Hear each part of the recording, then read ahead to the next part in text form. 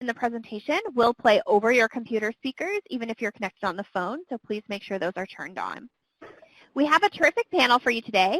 I'm going to start things off by introducing Bill Bradley, Senior Associate at Stantec and Chair-elect of A4LE, to get us started.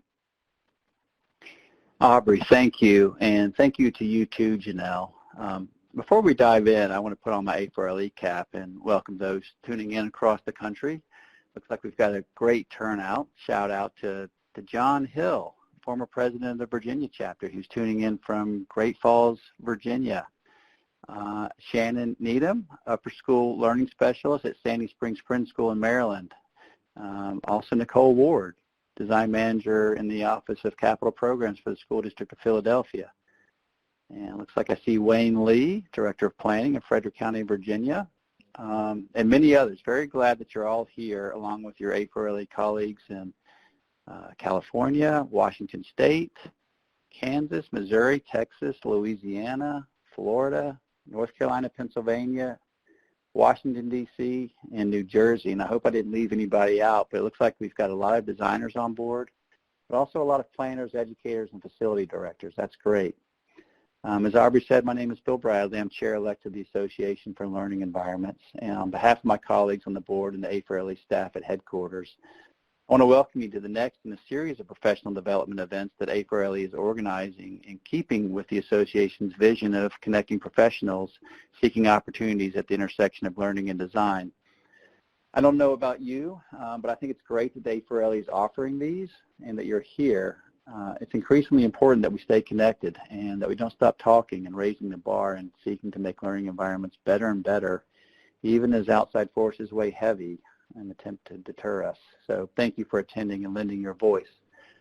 Before we get rolling, I do want to note that this presentation has been approved for AIA credits, and for members of that organization in attendance, the A4LE staff will automatically submit your attendance for credit. And if you wish to self-report, you can obtain a copy of that certificate of completion and do so. So with that, I would like to introduce my colleague, Camilo Behrman, Senior Associate and Senior Project Designer for Stantec. Camilo, say hello. Hello, everyone. It's a pleasure to be here with you all. Our agenda today is straightforward. We're going to introduce the concept of co-creation, discuss the research, share a case study, and then go a little more into the theory before wrapping up with recommendations. As Aubrey said, if at any point you have questions, please type them into the presentation chat box, and we'll do our best to get to them. All right, so, Milo. Yes, hello again. So co-creation, we've been drawing very heavily from a book called 7 Principles of Complete Co-Creation by Jansen and Peters, which makes an unflinching argument that co-creation is not complete co-creation or collaboration unless the end users, in this instance the students, and you'll see in the case study we are discussing, are involved in a deep and meaningful way throughout the entire process. Indeed, the end user is playing a central role. Note that sometimes we'll be using the term end users and students interchangeably, but we recognize that there are other end users, of course, to a school building. There's administrators and teachers and other support staff. However, this presentation will focus on the central role students can play in the engagement process. So by way of definition, co-creation, is it a fancy way of saying collaboration? Well, perhaps, but it means more. And Jansen and Peters define it by saying it's a transparent process of value creation and ongoing, productive collaboration and supported by all relevant parties. The book outlines 7 principles. We will be looking at one of those principles, but there's a lot of overlap, and I think you'll see that when we discuss the process of co-creating with end users, it's really about co-creating and collaborating together, ongoing. It's not checking off the box at one point in time. It's productive, meaning that it's meant to be constructive. It is transparent in that the co-creators know what they're doing and people outside of the co-creation process also understand what's going on and why, and it's around certain values. And very important to sort of deep collaboration is this idea that it's supported, that there's the resources, the time, the funds available to do a really, to honor the process properly. So what is the value of co-creation for a school design project? The book I mentioned really speaks a lot about co-creation in a business context, where the process of co-creation really benefits the end product. The users are involved, for instance, but the main benefit is of the end product. But you'll see that in our discussion, we're talking about the process of co-creation or deep collaboration, not makes a school building better, if we want to call that the end product, but also has a very powerful effect on the users, in this instance, the students. So it's mutually beneficial, the process for both the users and the school design course. And that's our fundamental premise. And when working on facility projects, extensive student involvement, ongoing, makes the design solution better, and the engagement has a positive, long-lasting effect on the student's experience.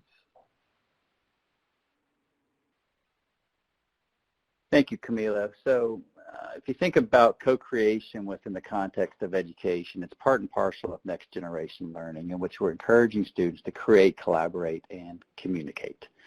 What's more, as we transition from a teacher-centric bias to one that's equally student-centric, and we encourage students more and more to be responsible for their own learning as they chart their course, co-creation reinforces that idea. In other words, it's not simply, when you think about planning a school, adults making decisions about students in a vacuum. Rather, students are invited into the conversation in a very meaningful way. And there's a good bit of research pointing to the value of co-creation, including research about the value of involving students in shaping their environment. And you see that here, and you see some of these references. Involving learners in the design of learning environments is expected to improve design quality, to foster a participatory culture, and contribute to both student learning processes and their well-being. Other research goes on to say that having an opportunity to influence one's learning environment has been seen to increase students' overall well-being, a sense of community, and engagement, motivation, and positive attitudes towards school, all things that we'd like to encourage, of course.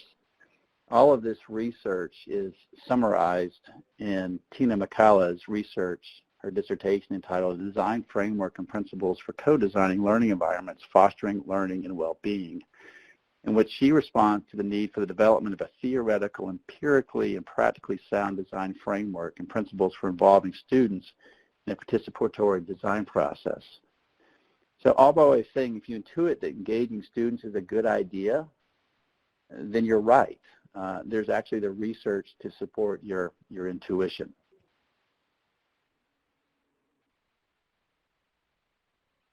So with that as a basis, let's take a look at a case study, the co-location of two schools with disparate populations. The two schools are Ben Franklin High School and the Science Leadership Academy in Philadelphia. If you know Philadelphia, you recognize parts of the city here on the map. You know, the two schools are not physically very far apart, just north and west of downtown, respectively, yet the two populations couldn't be more disparate. The students at Ben Franklin High School are 100% economically disadvantaged, have a relatively low graduation rate at 46%, and are not expressly proficient on whole on standardized testing. In contrast, the students at the Science Leadership Academy are more socioeconomically diverse, have a very high graduation rate at 99%, and perform much higher on literacy, math, and science. Ben Franklin is a comprehensive high school, whereas the Science Leadership Academy, which has been visited by Barack Obama, among others, is a magnet school with very high aspirations. So the idea was to co-locate these two schools, each with roughly 500 students, into a building currently housed by the students at Ben Franklin High School. So in other words, take the kids from the Science Leadership Academy and put them in Ben Franklin. Ben Franklin has the capacity. So moving the students at the Science Leadership Academy, which are these students pictured below, whose lease was expiring with the students at Ben Franklin, pictured above, who had room to spare. Our challenge as a design team, as planners, was really twofold. Determining how to renovate the building to accommodate the two schools, which, by the way, was a fairly straightforward matter. And second, figuring out how to meld these populations culturally and operationally, which was less so. You can imagine some of the conflict that might have arisen. And you can also imagine that the anxiety that might have been expressed came more from the parents than the students, and also some of the teachers and administrators. So in the end, this process of co-creation that we're talking about lent itself to melding these populations as the engagement process became a crucible for co-location.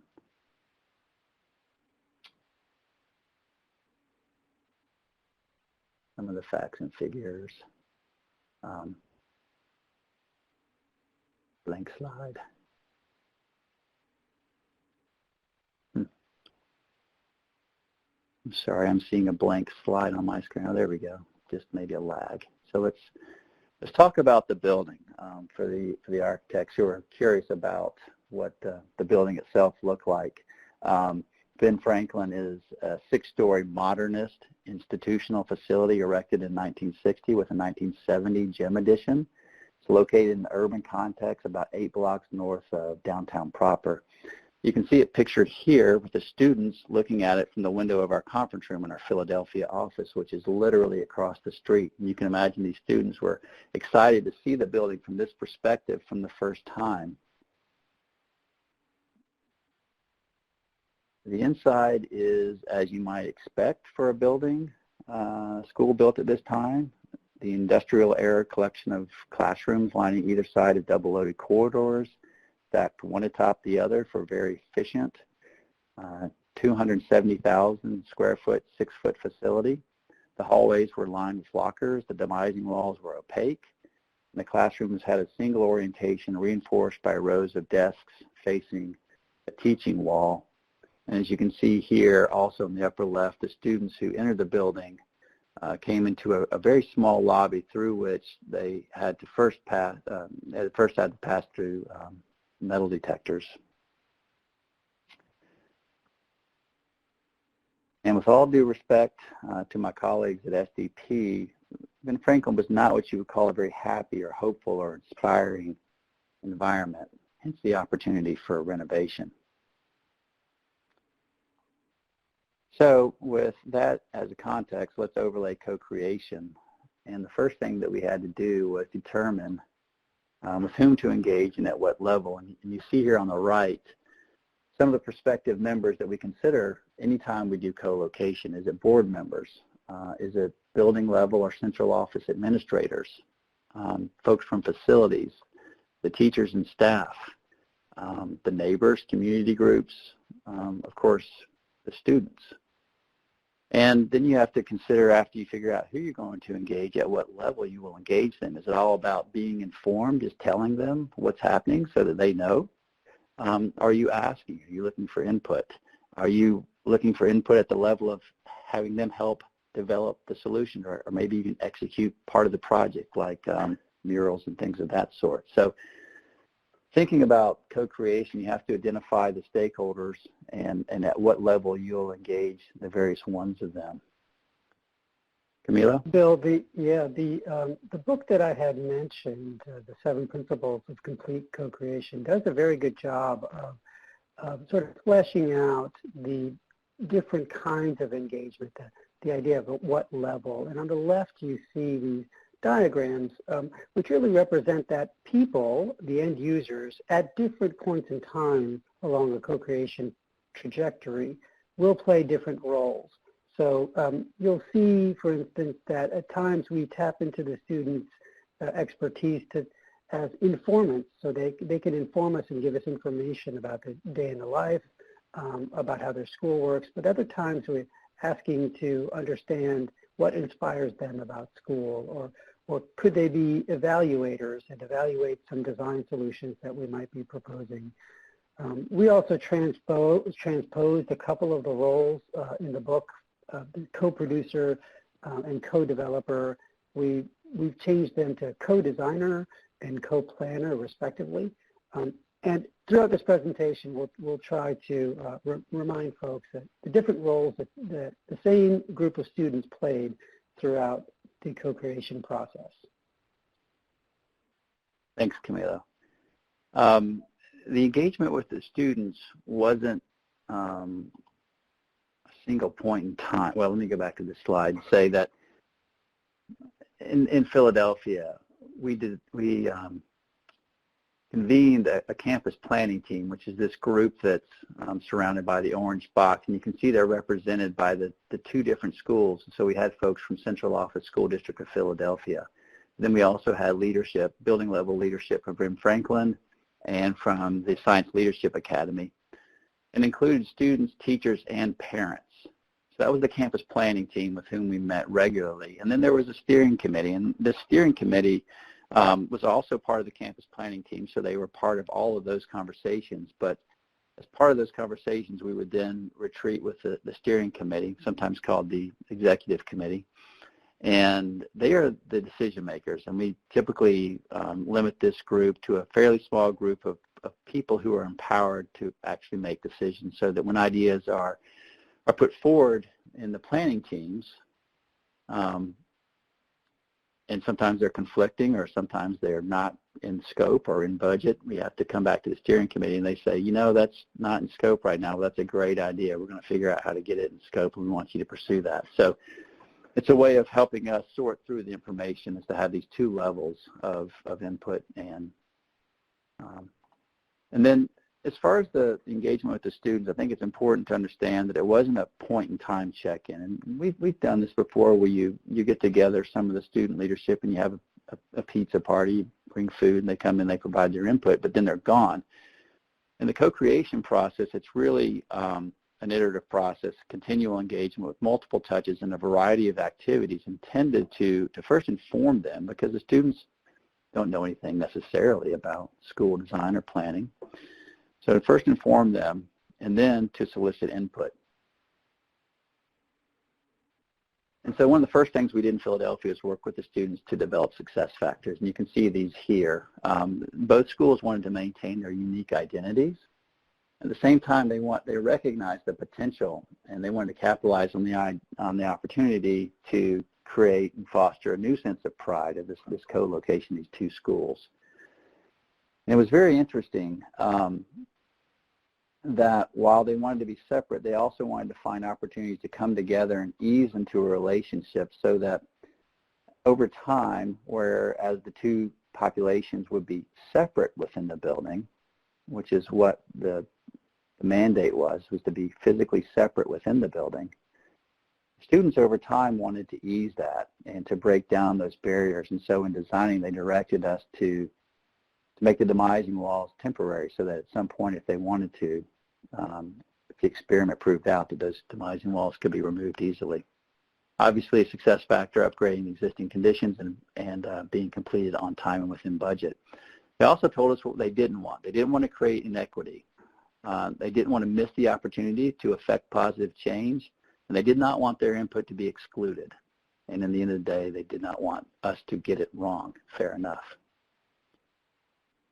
And so one of the first things we did was student shadowing, and I would encourage you, if you haven't done this before, to do this at the beginning of the project. And when we did it, it involved our entire team, which included folks from the School District of Philadelphia. And as much as I think we all think we remember what school was like, it's frankly been a long time since we sat in those chairs. And as much as the chairs and the desks resemble when I was in high school many, many years ago, the issues that the students are dealing with are very different, and the way they handle them are very different. So it's very helpful to walk them a mile, not in their shoes, but with them. Very eye-opening. Another thing we did was we invited them into our office, and we shared with them information about school design. We shared precedents. You know, this is the kind of thing that it could be, and we shared with them what we call educational space types. These kinds of things that you see here, a different language around planning and design. So it's not about classrooms or gyms or cafeterias. It's really a language of spaces that's consistent with the kinds of differentiated instruction that was expected. So we shared these ideas with them and gave them the tools, equipped them with the knowledge to be able to speak intelligently when they were talking about the ideas and when they were framing their own ideas. Thank you, Bill. Yes. There you go. Okay.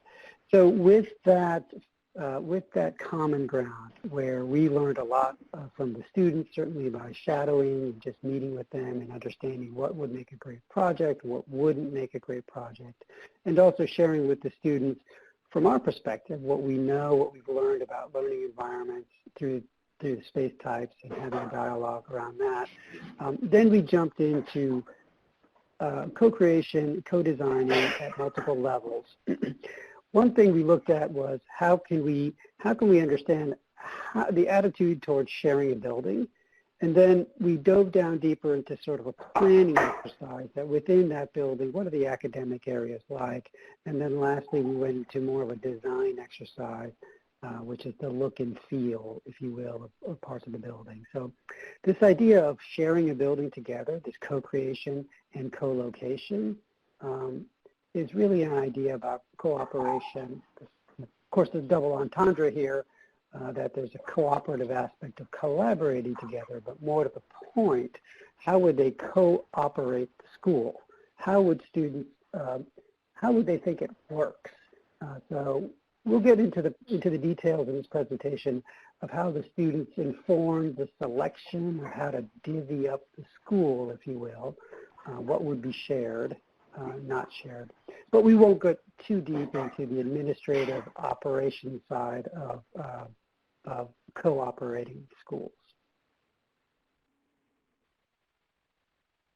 The existing building, you saw a photograph of it from a conference room. This is an exploded view of the school with, on the lowest level, shared things like auditorium, gymnasium, and certainly administrative areas. But on top of the lowest floor are 5 floors, a total of 6 floors, of predominantly academic area. And you can see the building is sort of naturally split into a left and right because of a core that's in the middle. What we did is we came to the students and the campus planning committee with various options, 3 options, for how they might start to think about co-location in the building. One option was to say that both programs, one school, SLA, shown in orange on the slide, and the other school, Ben Franklin High School, shown in yellow, that they could simply take the school and choose a side, right, the left or the right. And perhaps one way to come together is to create commons centrally located. In this instance, I'm showing 2 dashed commons of double height space, and those commons belong to both schools. They are not one assigned to one and the other assigned to the other.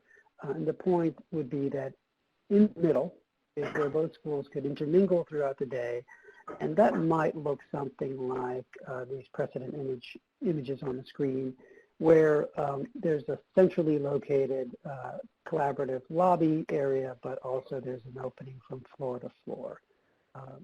That was one of the options we proposed to them, but another one, something completely different, was to take this idea of a shared, collaborative, social space, put it down on the first floor, and we call this one the common foundation. Pretty straightforward, that the building would have a main concourse on the first floor that would be the place for the schools, although they're separate. Let me go back one slide.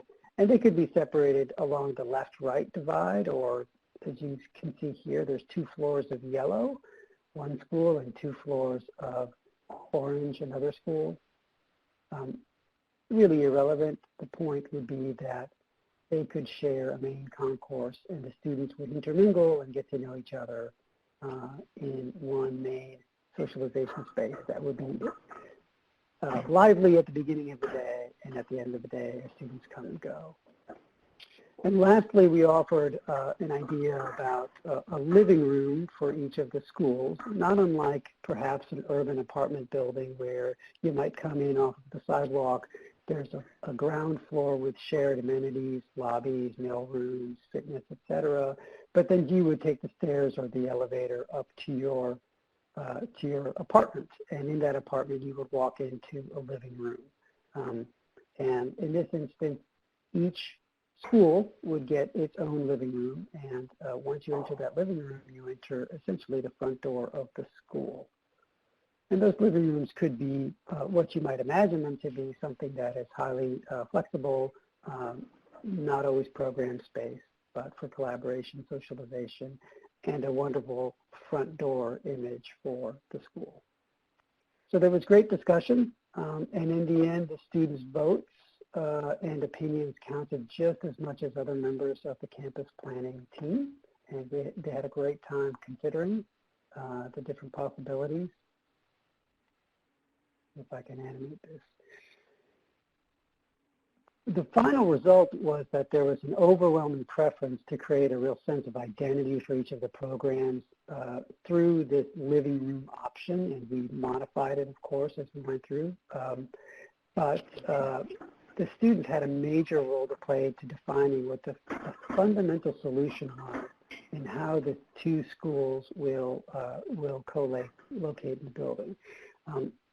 Bill mentioned this idea of easing into a relationship. And so the option 3 that the students selected really starts with an idea that the schools are separate, but over time, for instance, this core between the two living rooms could be eroded, and perhaps there could be one shared living room as they start to develop a comfort level with each other and foster an ongoing dialogue. So with that, we started to drill down into more of design activities, if you will. And one activity was... Hey, Camilo, can I interrupt? Please. There's a good question that I think is worth answering at this point. If you'll go back to, go back a slide.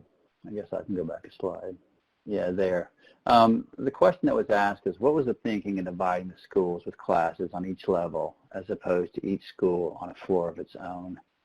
And might the latter mean less travel and congestion and stairs? And I started the response by saying that this was something that we talked a lot about during the planning process, how to divide the school. And I think it's worth reiterating that there was, by the way, a lot of discussion, in case you're wondering, about more of a commingled approach, but the direction was very clearly that it needed to be two separate schools. So do you do them left and right? Do you do them 1, 2, 3, 4, 5, 6? Do you alternate? How do you do them? And so, Camila, can you share a little bit about how that ended up? I mean, we know how it ended up, but how we got there. Be happy to. Pam, I'm sorry I didn't see your question. Bill, thank you for noticing that. In the discussion about how to divide the school and whether the school should be sort of the left and the right, the left Twix and the right Twix, we called it, or whether it should be stacked, eventually people understood that no matter what, some students would be affected with longer travel times between classes. For instance, if you had a lot of classes on the 6th floor for whatever reason, then that would be more difficult than if you had classes on lower levels. With regards to congestion, I think everybody understood that in the end it's the same number of students, and we weren't adding or reducing the amount of stairs or circulation, primary circulation routes. So that any way we divvied up the space, it was still the same number of students traveling to the same kinds of distances. So in the end, it was all about how do we feel we can share the building best, and some of the other finer points will work itself out.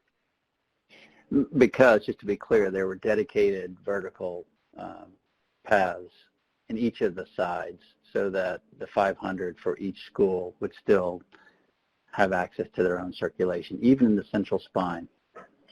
Okay, thank you, Camila. Yep, thank you, Bill.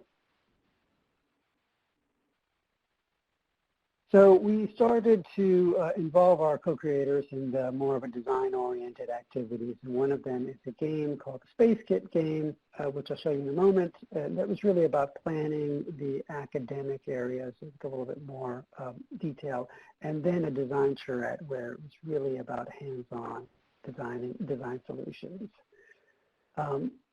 We've developed a game to facilitate discussions about space planning, the Space Kit game, and spark conversations about what kinds of spaces are needed for academic areas. Not designing a whole school, because that can be a daunting task, but for academic areas and the spaces that knit those academic areas. So in addition to the spatial adjacencies in those areas, the game also tries to tease out ideas about what the learning environment should feel like, not look like, but how it would support learning. So we split up the students, and this was just a student activity. The adults in the campus planning team were not involved.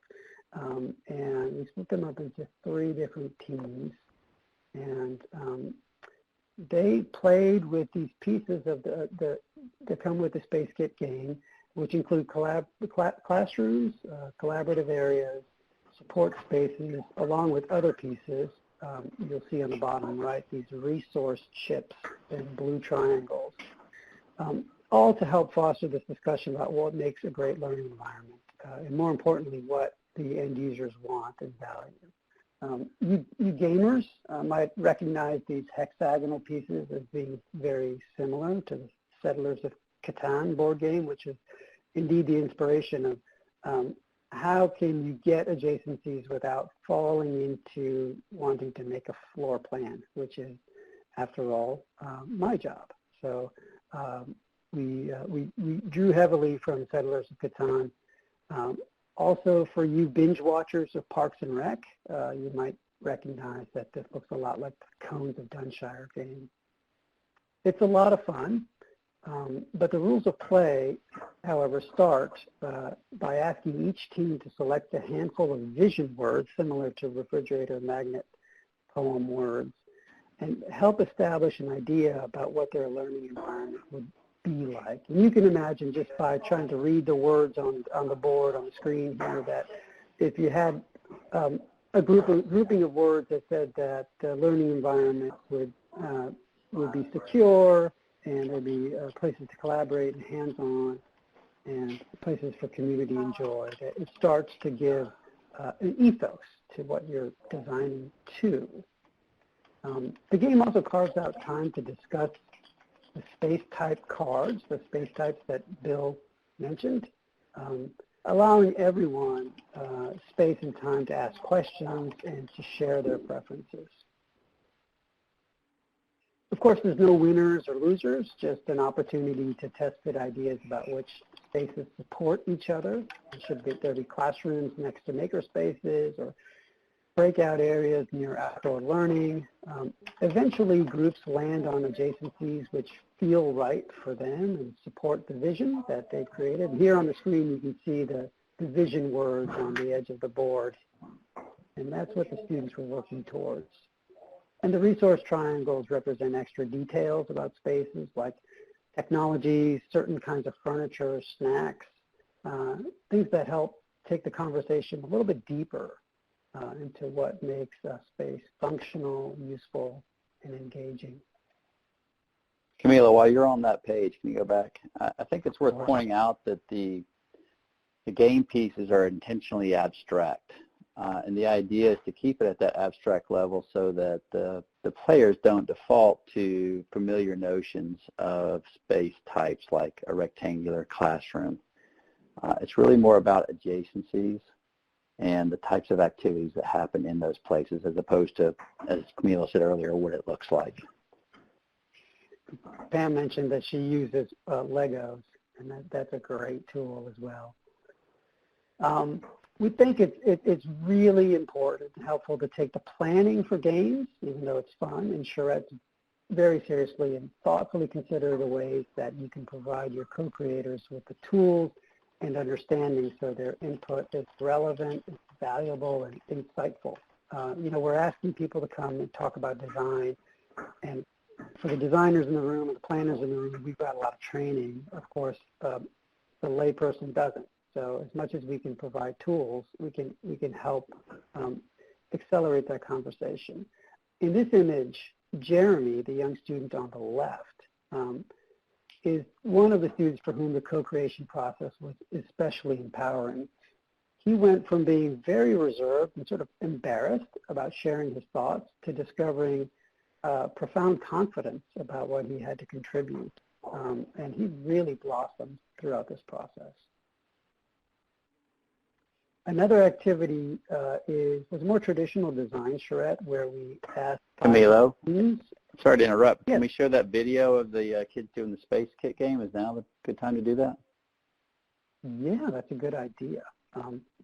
I think we'll ask Aubrey to cue that up. And while she's doing so, let me provide a little bit of background. This video was created not for a forum like ours today, but it was created simply to echo back to the students that we were listening, and so they could see themselves in action, co-creating and collaborating. And I think they really enjoyed seeing themselves. But what you'll notice in this video, and I may skip through it because it's a little bit long, but you'll notice students speaking very profoundly about learning spaces and the kinds of decisions they were making about what they needed as they were playing the Space Kit game. Doesn't seem to be running it, Robert. Oh, here, maybe? Is it queuing up, Aubrey? And we have chill space where you can just sit down. If you got your own phone, you can sit down and engage in, because everyone would rather do something that they enjoy rather than be forced to do something that they don't like. And we also school can be stressful, so having something like that is good for each. Sounds like the audio may be a little bit low. We do have a social space. We want the kids to feel comfortable, and it would be easy for them to have. It's coming through the computer speakers loud and clear. I think we're just getting a little bit of an echo right now. If you guys can both mute your phones. If you're going to build stuff, like an art class, like a moving art class, a bunch of paintbrushes, things you need for art class. Gearbox would be situated right near open lab. So if they have like screwdrivers, saws, whatever, that's easily accessible. Like lockers, book bags, extra notebooks and folders, or pencils if you need them. Food over here, like if one of your classmates was over here, you wouldn't want to walk all the way over there to get a snack or something. So that's like a vending machine. So basically, when you walk in to the school, you'd have commons, which would have like sofas and chairs and whatever, and probably lunch, like a lunch cafe. In the center of our structure, we put the toolbox where the teachers would be. I have an idea. Sorry, but I got overexcited.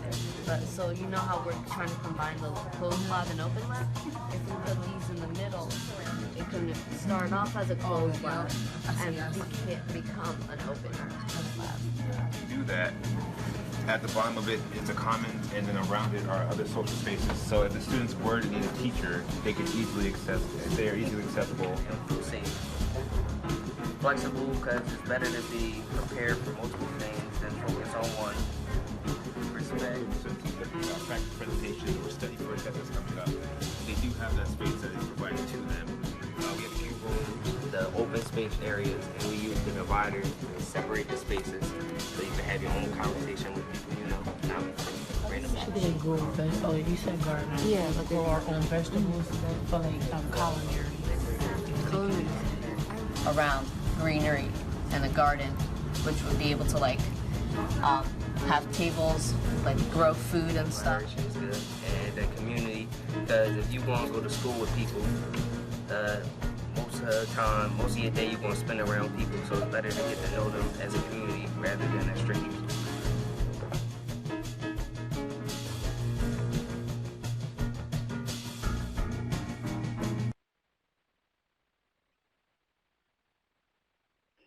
Thank you for queuing that up, Aubrey. Thank you. Keep going. Yes.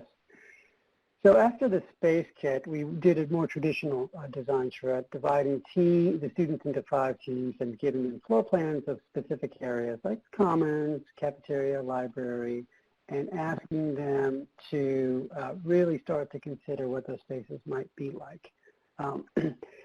Like the space kit, obviously very highly facilitated exercise with very clear directions and a lot of materials, but also a real desire to keep the vibe relaxed and creative. In the middle of the screen, you can see a pair of jogging shoes propped up against the table, a very chill, relaxed atmosphere with snacks. Also, a lot of friendly guidance. On the upper left, you see Anjem, one of our architects in Philadelphia office, providing very friendly, reliable, approachable guidance. And the students were encouraged to collage, sketch, and to make the floor plans their own in any way that they could. And this was a really powerful exercise, more so than I think than other charretting ones we've done, Bill.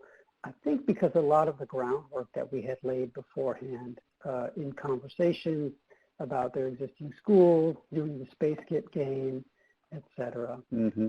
Yeah. The 5 groups presented their designs to the peers, and again, like Jeremy in the previous slide that I mentioned, they saw that their ideas were enthusiastically received and by classmates and adults alike, and they really came up with some very powerful ideas. But I can't say enough about the value of creating an atmosphere where all thoughts are important, equally important. You know, a safe space, you can see smiling faces here, a real sense of accomplishment. A place where all voices are heard and there aren't any wrong answers. It's really the key to engaging students, and frankly anybody for that matter, as co-designers. Let me show you some of the results from the Space Kit game and the results from the design charrette. So from the Space Kit game, remember we had 3 groups, and these are the results of their gaming. What you'll notice is that there are emergent themes. You'll see them in the poetry words. And also in some of the diagramming, which I'll wrap up for you in a moment. But words like collaboration, representation, community in their game boards and in their vision for their school.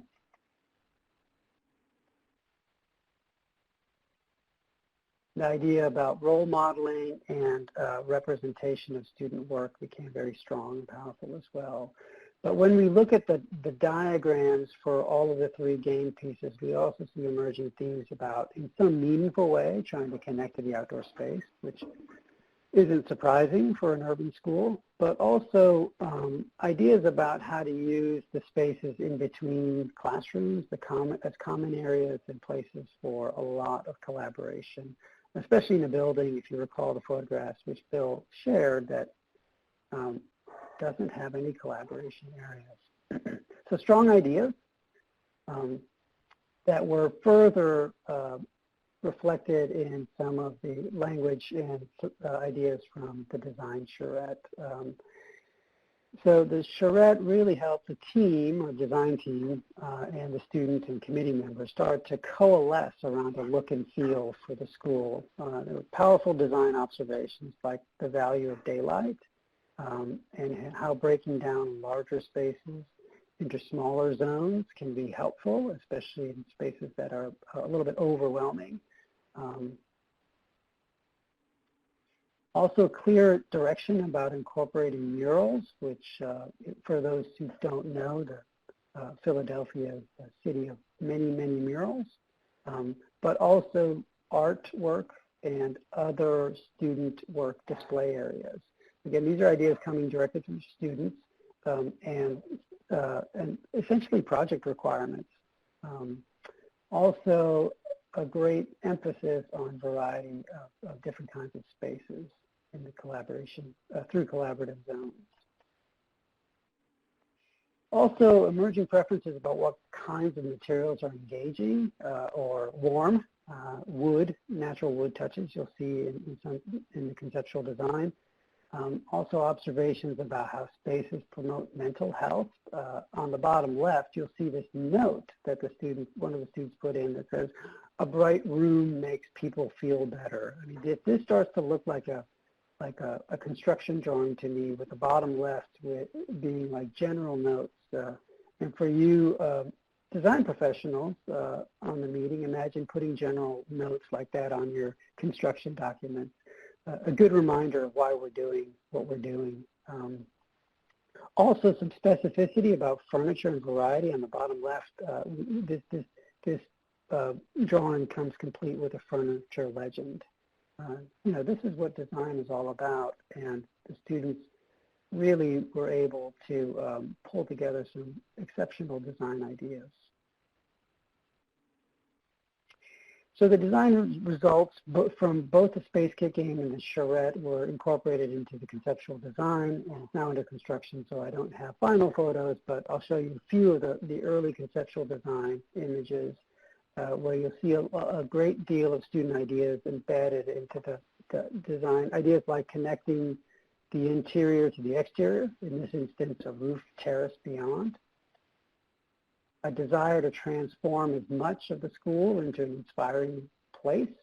Here you can see the Ben Franklin living room with the before corridor picture on the bottom left, and the soon-to-be after living room rendering with a variety of furniture and material warmth, really transformative. You imagine the school as it is now, the double-loaded corridor, having these pockets of social spaces. Living room or the variety of spaces help to promote the variety of spaces for collaboration and socialization in the school. The strategies about breaking down the scale of otherwise overwhelming and bland spaces like the dining space, and employing a variety of furniture types to provide comfort and choice. In short, how do we honor the student experience? You can see the original entry experience on the bottom left, which is welcoming students into the building by 2 metal detectors. And how can that be transformed into a arrival sequence that is welcoming and affirming? But not every room in the school gets a major overhaul. In some places, we're just doing paint and finishes. And so our interior design team conceptualized an idea about stringing pearls, not literally, throughout the building to dress up an otherwise unremarkable building, not unlike the way Jackie O here's got pearls to dress up a rather casual outfit. But those pearls were conceived of as more ways to honor the student voice. This idea of representation, how could there be display areas, tack boards that are more than just tack boards, but something that truly celebrates and highlights the work, honors it. How can we, where, for instance, pulling out a door, put back niches and other places for variety in school, and any additional places to provide collaboration for students and small groups. It's something that we're profoundly proud of doing through the co-creation process, and they simply just wanted to do more of it in small group format. Okay, we've got about 10 minutes here. I'm going to wrap up with some of the outcomes and recommendations, but I would encourage all of you to share observations or ask questions in the Q&A chat box there. I see Adam Byfeld on from Henrico County Public Schools, just outside of Richmond, Virginia. Adam, glad you could join us. Share your questions, comments. So I said this earlier, that this kind of co-creation is part and parcel of next generation learning. It's about collaboration, creation, communication, critical thinking, and citizenship. And we saw all of that modeled here in this co-location exercise.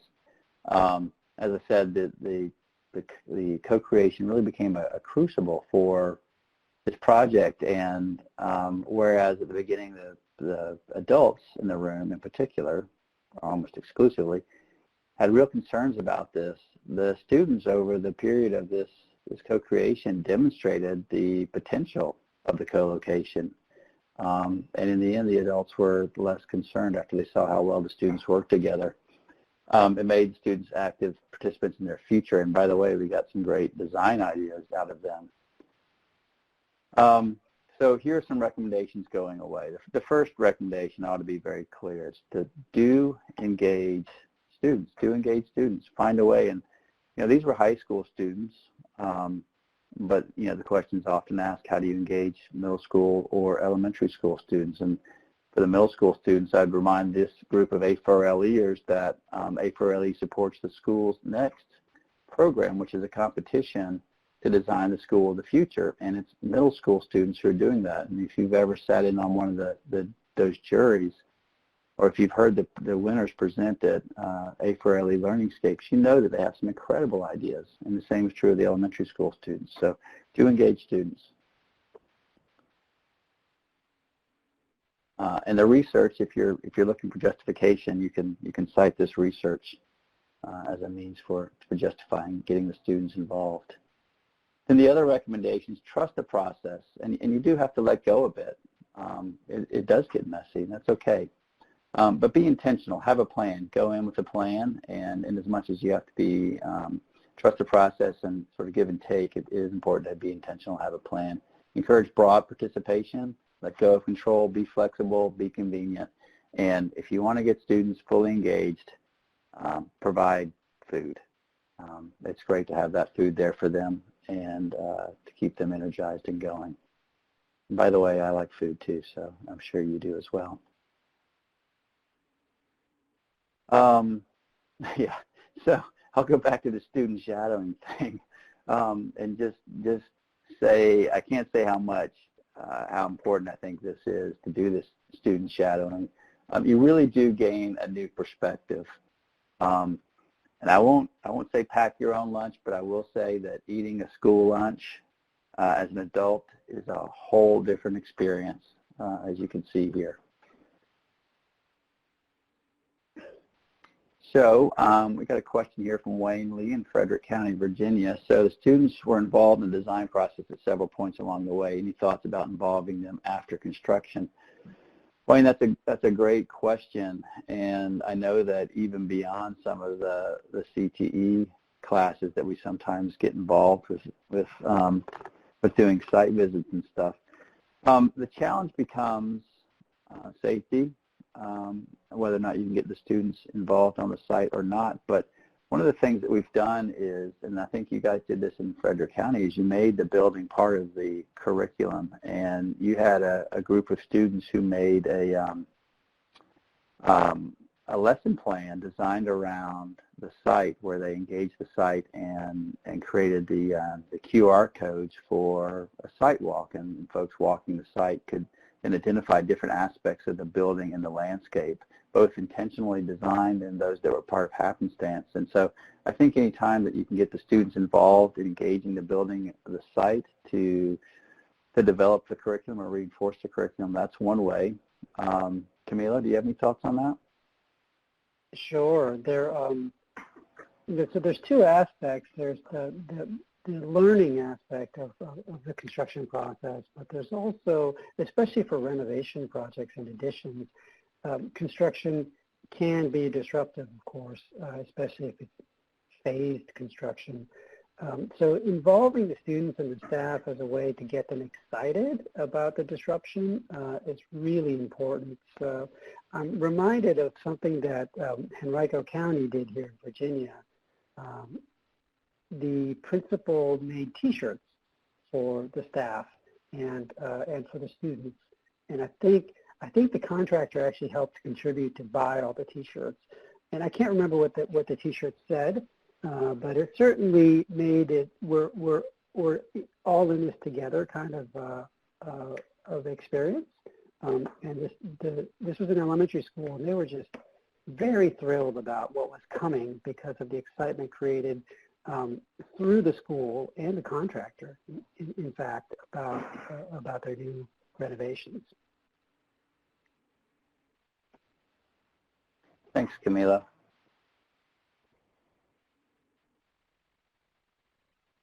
If there are any other questions, now will be the time to ask them.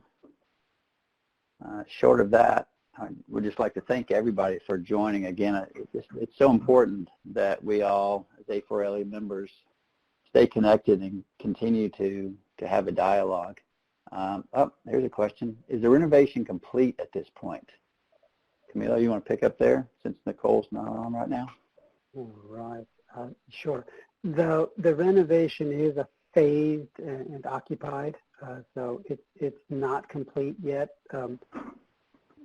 Initial phases focused on some of the common areas, dining spaces, but we're all waiting for the final hammer to be swung and paint to dry, so that we can get in and get final photographs.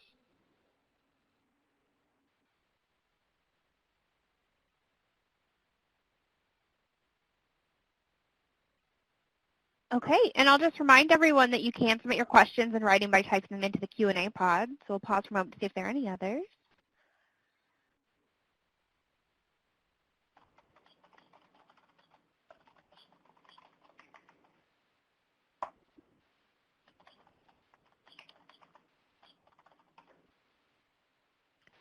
Okay, well, it looks like there are no further questions. Is there anything else you'd like to say before we wrap up?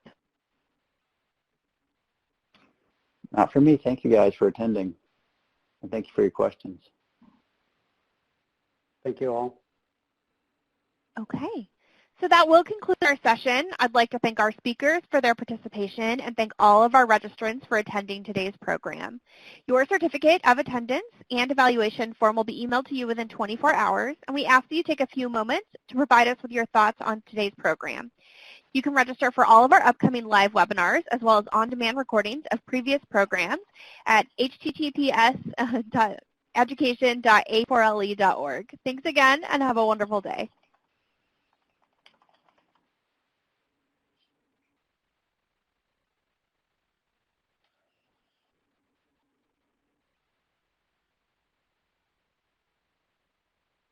Oh, John Hill clapped. Oh, you're done.